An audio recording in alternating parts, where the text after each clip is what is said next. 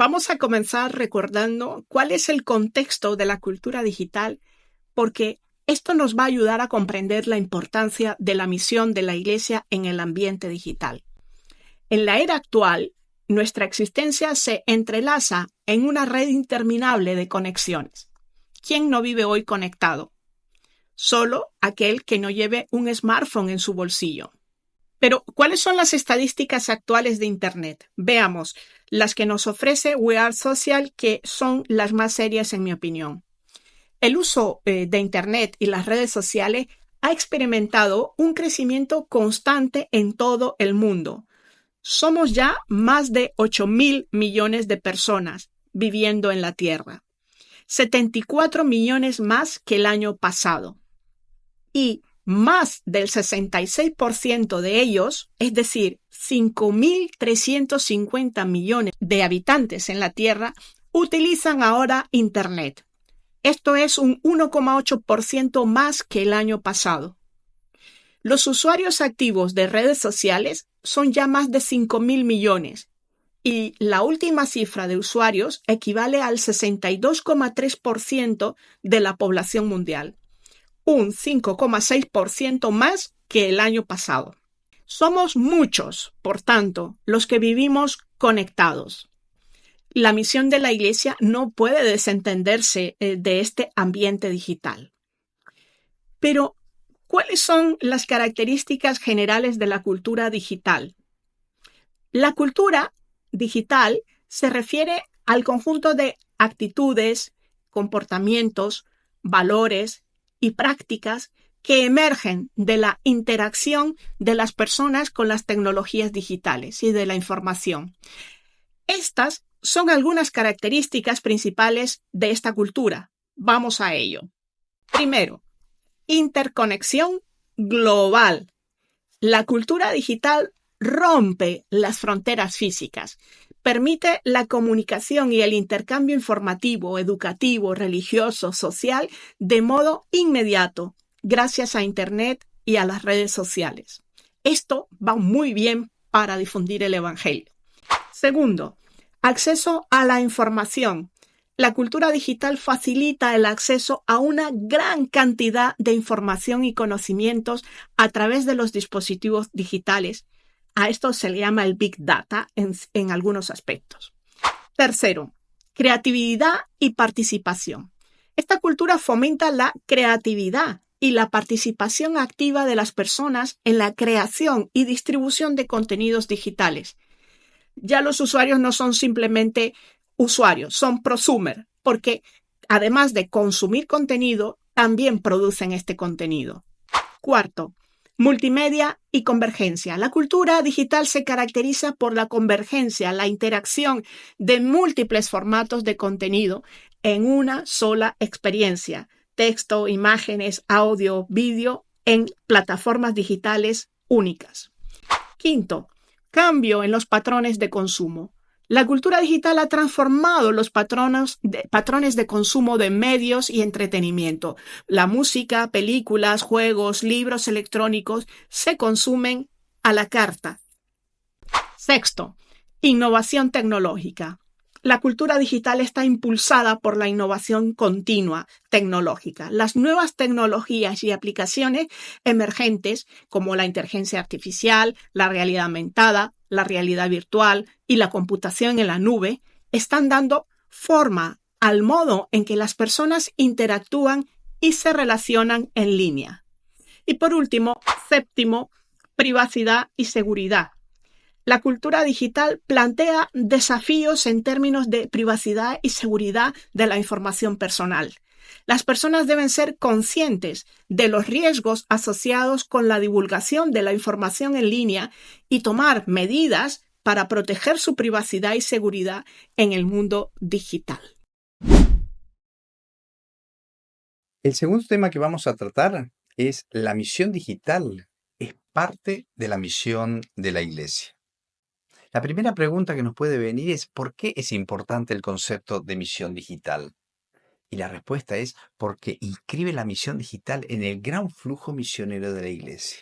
Si queremos buscar modelos de misión, entender qué hacer y cómo hacerlo, ver hasta dónde y cómo arriesgar para ir a los nuevos contextos y a las nuevas culturas, tenemos que preguntárselo a los grandes santos y mártires que llevaron el Evangelio en Asia, África, América, con coraje y creatividad, dejando todo lo conocido. Y los patronos que van desde el caminar de San Francisco Javier hasta la donación y oración de Santa Teresita del Niño Jesús. El origen de toda misión es la Santísima Trinidad. Como el Padre me envió a mí, yo los envío a ustedes. Una segunda pregunta es sobre el cambio de paradigma. ¿Necesitamos pasar de instrumento a cultura?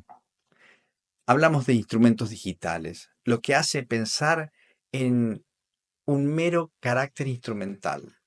Pero en realidad verificamos que estos han creado una cultura que no solo configura actividades que van de la economía a la educación, desde la medicina hasta la gestión del tiempo libre, sino que han creado nuevas maneras de relacionarse entre las personas, que más allá de los problemas son válidas y por lo tanto no pueden ser desatendidas.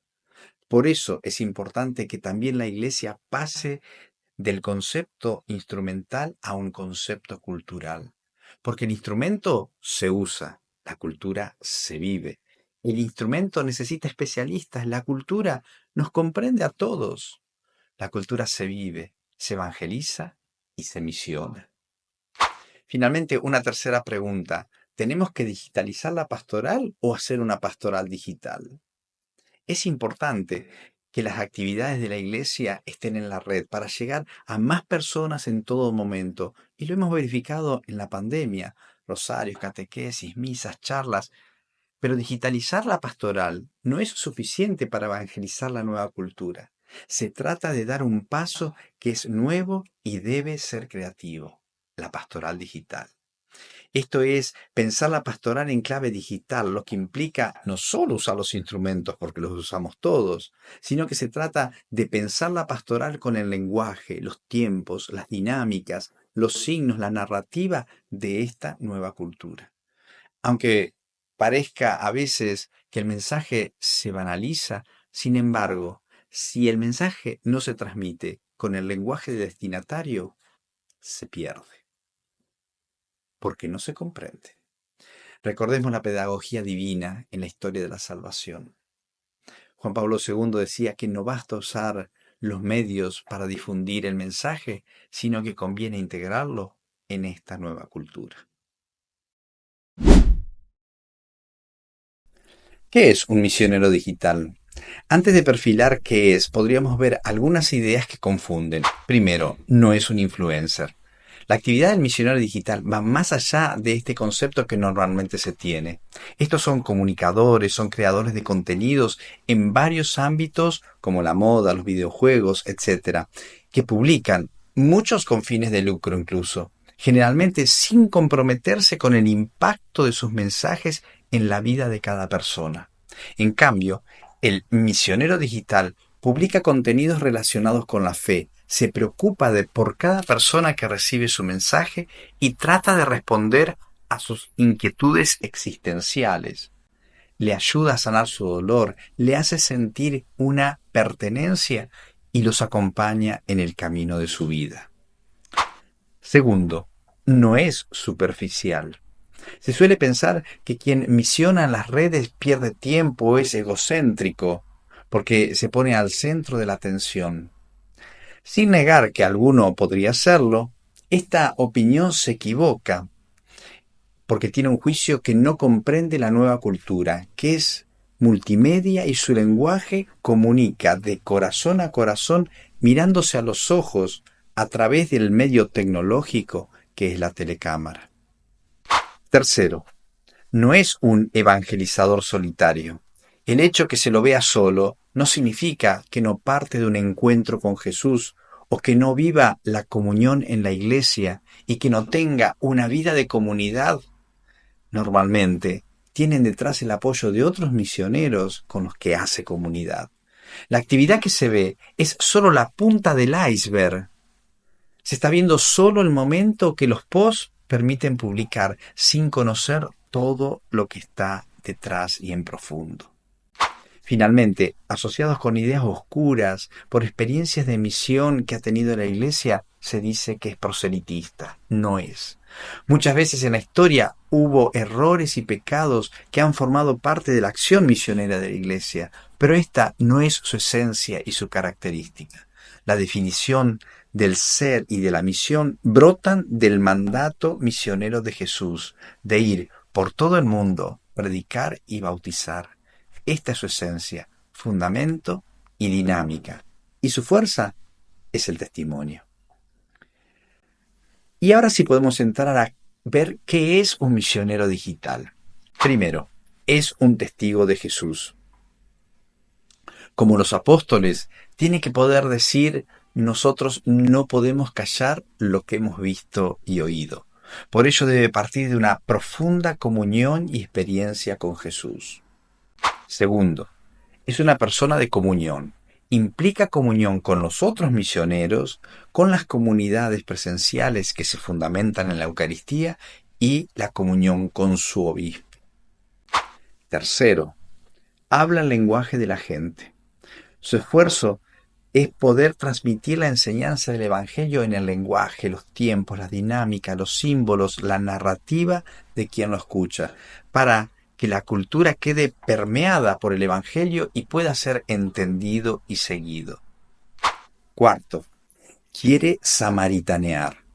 Como el buen samaritano del Evangelio, dar su tiempo, su esfuerzo, sus posibilidades, sus conocimientos, porque no se puede desentender, sino que desde su propia posición y realidad quiere ayudar a los que se acercan a él para sanar sus heridas. Quinto, va donde no se le espera. El misionero va en esa tierra de misión de los que no están en nuestras instituciones, dando respuestas a las preguntas existenciales que solo se ponen veladamente. Sale al encuentro en los espacios donde están los que están lejos. Sexto, conoce los medios. Para poder hablar el lenguaje del interlocutor debe conocer los medios, la técnica y la tecnología propia de esos espacios, para poder utilizar todos los recursos que esta cultura le brinda. También el lenguaje propio de su audiencia. Muchas veces los jóvenes hablan un modo raro para nosotros los adultos. Séptimo, es el sacramento de la presencia. Vive la presencia del Señor en la Eucaristía y en la comunidad eclesial, y por ello va hacia el otro para llevarle a Jesús, para suscitarle la pregunta, Maestro, ¿dónde vives? Y poder así responder, acompañándolo, ven y lo verás. Vamos a ver ahora cómo se puede vivir la sinodalidad en la red. Comprar, buscar un alojamiento, ver una película, gestionar la cuenta bancaria, conocer nuevos amigos, organizar un evento, hacer un curso, incluso rezar o seguir la misa del domingo. Son realidades que hoy por hoy podemos hacer de modo presencial o en línea. El sínodo de la sinodalidad es una de las muchas realidades que también vivimos online y offline, es decir, on live. Las redes sociales son eminentemente conversación, es decir, relaciones, y por eso no escapan de la sinodalidad. Veamos algunos aspectos en los que podemos vivir esta sinodalidad en las redes sociales. Primero, la escucha. Como en toda buena conversación, la escucha es esencial también en las redes sociales. Por sus algoritmos, algunas plataformas lo favorecen más que otras, pero en todas podemos escuchar y favorecer el diálogo. No existe sinodalidad sin escucha activa. Y cuando escuchamos, nos damos cuenta de que vivimos rodeados de personas necesitadas de una escucha sin prejuicios, sin prisas y sin interrupciones. La inmediatez es un hándicap para esta escucha. Pero si nuestra presencia en la red nace de la oración y de la llamada misionera, será una presencia distinta a la de la mayoría de usuarios. En la escucha crecemos todos porque nos enriquecemos mutuamente de las experiencias compartidas. Segundo, todos, todos, todos. El Papa Francisco lo dejó claro en la JMJ de Lisboa y lo ha repetido muchas otras veces. En la Iglesia hay lugar para todos, todos, todos. Y no dejamos de ser iglesia en las redes sociales. Cuando un misionero está presente ahí, la iglesia se hace presente, porque el misionero evangeliza en nombre de la iglesia, nunca en nombre propio. Y es por esto que tiene que tener claro ese todos, todos, todos. No puede permitirse el lujo de elegir a unos y a otros no. Muchas veces los algoritmos fomentan las polarizaciones para retenernos más ensartados en discusiones, en debates, en disputas, pero la sinodalidad implica todo lo contrario a la polarización. Hay un lugar en la iglesia para todos, todos, todos. Ensanchamos el espacio de nuestra tienda para que quepan todos. No juzgamos, porque todos somos pecadores, aunque pequemos de distinta manera. Jesús no rechazó, no condenó, no repartió carnés de católicos o cristianos. Entre sus seguidores cabían todos. Tercero, de lo digital a lo presencial. Igual que en el amor de pareja, hoy transcurre de forma natural entre lo digital y lo presencial. La fe no puede quedarse solo en lo digital. Por una parte, la fe requiere compañeros de camino, una comunidad para celebrarla. Puede surgir en el ambiente digital, pero cuando madura, busca inexorablemente a la comunidad. Un buen misionero propicia esto. Y por otra parte, la fe se alimenta de los sacramentos. Y los sacramentos no pueden vivirse online, porque son signos visibles, eficaces de la gracia de Dios. Tienen una dimensión física y tangible que refleja la encarnación y la realidad sacramental. La interacción física y los elementos materiales como el agua, el pan, el vino, en el caso del bautismo o de la Eucaristía, son sus componentes esenciales. Así que una fe que solo se queda en lo digital no es una fe aún madura. Le falta recorrido para llegar a la presencialidad. ¿Qué es el capítulo 17? El capítulo 17, presente en el informe de síntesis de la Asamblea Sinodal, surge como una respuesta a la escucha de una realidad misionera que se viene realizando en los ambientes digitales. Algo que sucede desde el surgimiento mismo del Internet, a través de tantos hombres y mujeres que comparten su fe en Jesús a quienes lo buscan.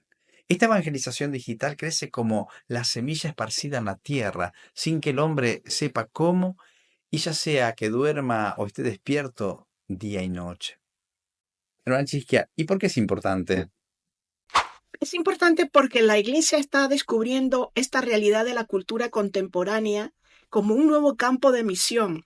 Y eso representa una realización significativa de lo que Juan Pablo II llamó como nueva evangelización, nueva en su ardor, en sus métodos y en sus expresiones, que implica una importante revisión del lenguaje con el que se transmite el mensaje con una profunda actitud de ser iglesia en salida, como nos dice el Papa Francisco. Hermana Chisquia, ¿cuál es el horizonte que presenta? Creo que vale la pena leer el documento con detenimiento y profundidad, porque tiene mucha riqueza en lo que dice y en lo que espera. Pero la clave común está en que se supera la visión instrumental de lo que la cultura digital nos presenta para pasar a ser un espacio cultural, habitado por el hombre, y por lo tanto un horizonte para una iglesia misionera. Hermana Chisquia, ¿qué desafíos presenta esto para la Iglesia? El primero es quedarse en la visión instrumental, no descubriendo la cultura, no viendo la necesidad de una misión que atienda a las personas en este nuevo ambiente. El segundo es juzgar esta realidad con criterios de la cultura precedente, pensando que los lenguajes y narrativas que se usan son banales, superficiales o egocéntricos, desconociendo así su valor comunicativo y evangelizador. Finalmente, que no incorporando a los misioneros digitales en la estructura eclesial, especialmente en relación con los obispos, pueden quedar desvinculados de toda la pastoral ordinaria de la Iglesia. ¿Existe alguna experiencia que nos puedas contar? Sí, el de La Iglesia Te Escucha, que dio origen al sínodo digital.